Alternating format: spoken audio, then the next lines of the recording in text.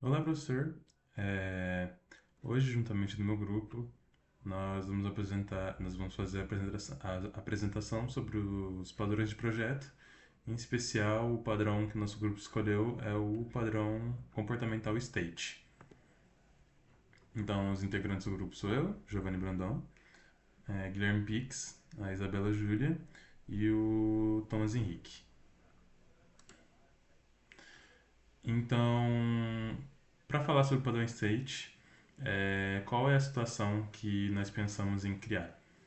No caso, nós utilizamos o Plant.ml para fazer uma representação em, em UML, em vez de fazer um código de fato. Mas pensando em como funciona o state, que é um padrão que quer dizer sobre a mudança de estados, né, de uma classe, nós criamos um sistema que ele tem a classe principal chamada documento. E esse documento ele pode passar por diversos estados. No caso, ele pode passar pelo estado de rascunho, revisão e publicado. Onde, se a gente tentar tirar ele do estado de rascunho, ele vai passar para revisão e depois do estado de revisão ele vai ser publicado. O que então, de fato, qual o problema que essa situação traz para a gente? A classe documento, de fato, ela faz todas as operações dentro dela mesma.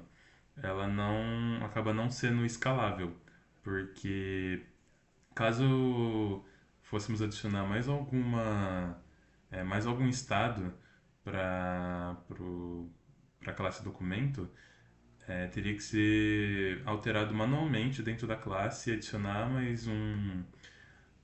no caso, mais um if, né, mais uma condição para que a classe possa considerar essa condição como uma possibilidade, o que acaba ferindo o princípio de aberto e fechado. Aqui na representação de código aqui desse diagrama, a classe documento, aqui tem no caso representado com um enum, os estados que ela pode estar, e ela usa um sistema de comparação de if-elses para poder definir qual é o estado. Isso poderia acabar ficando enorme dependendo da quantidade de estados que a classe poderia chegar. E apresentando agora o que de fato é o padrão state. O padrão state ele é um padrão comportamental de projetos que faz com que um objeto altere seu próprio comportamento quando um estado interno dele é mudado. No sentido de é como que se ele fosse uma outra classe, ele agisse de uma outra forma como uma outra classe, mas sem de fato acabar se tornando uma outra classe. Então, vários estados são definidos e a classe acessa eles de acordo com mudanças internas que o código vai requisitando que essa classe tenha. E qual foi a solução proposta que fizemos para contornar o, a classe enorme?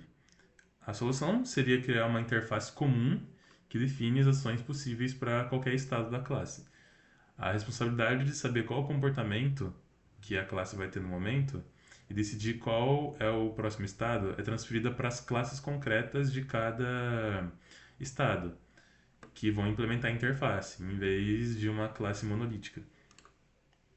Então, basicamente, como é mostrado aqui, a interface é criada a interface documento e, juntamente dela, é estendido as classes concretas de cada estado. No caso aqui, o estado rascunho, estado de revisão e estado publicado. E aqui embaixo, a classe documento referencia a interface.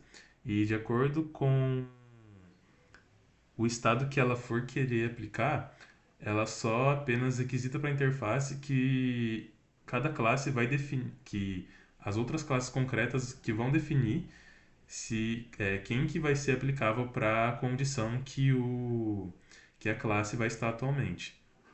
E bom, até agora então já vimos qual que era o problema e como que o state resolveu ele. Porém agora vamos analisar o que realmente mudou na prática usando ele. Olhando aqui na esquerda, no antes, a gente tinha só uma classe, que é a documento, que guardava um enum estado e controlava tudo, toda a lógica de transição dentro do método publicar. Isso, na prática, gera dois problemas bem clássicos do projeto de software. O primeiro é o que a gente chama de baixa coesão. Basicamente, a classe documento estava fazendo coisas demais.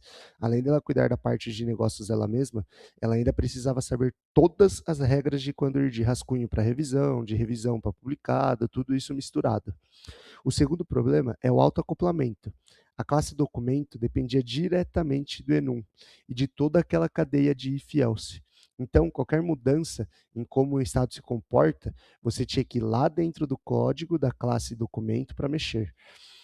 Já agora no depois, aqui na nossa direita, nós, depois de aplicarmos o state, cada estado, então, rascunho, revisão, publicado, virou uma classe própria. Cada uma implementa essa interface estado-documento. E a classe documento, a mesma da anterior, ela deixa de saber como cada estado se comporta. Ela só delega isso para o estado atual. Então, com isso, a gente resolve os dois problemas que eu falei. Agora a gente tem alta coesão, porque cada classe cuida só da parte dela, e também temos o baixo acoplamento, porque a classe documento não depende mais de conhecer todas as regras internas de cada estado. Isso fica muito claro no exemplo prático. Por exemplo, se amanhã a gente precisar criar um quarto estado no nosso código, tipo arquivado, e a gente nem precisa tocar em nada que já existe. É só criar uma classe nova que implemente a interface. É exatamente o princípio open close já dito nas aulas, que é código aberto para extensão e fechado para modificação. Agora, devemos tocar no ponto de cuidados e limitações. Embora ele seja muito poderoso, o state não é uma solução perfeita para tudo. E sim, dá para usar ele de uma má forma. O primeiro cuidado é a questão da complexidade desnecessária. Se o seu objetivo só tem uns 2, 3 estados com um comportamento bem simples, que praticamente nunca vai mudar, criar uma interface interna e várias classes só para isso pode ser complicar demais uma coisa já simples. Às vezes um if-else mesmo já resolve, com bem menos código até do que se fizer o state. O segundo ponto é a explosão de classes. Cada estado que você cria vira uma classe nova. Então, supondo um exemplo de um sistema que você tem muitos estados, isso pode acabar virando um monte de classe pequena espalhada, que também tem um custo, também vai ficar meio desorganizado e você pode acabar se perdendo no próprio projeto. Então, basicamente, para saber se vale a pena aplicar o state, dá para pensar que, se o comportamento de cada estado for complexo o suficiente e se for esperado que apareçam novos estados com frequência, faz sentido usar.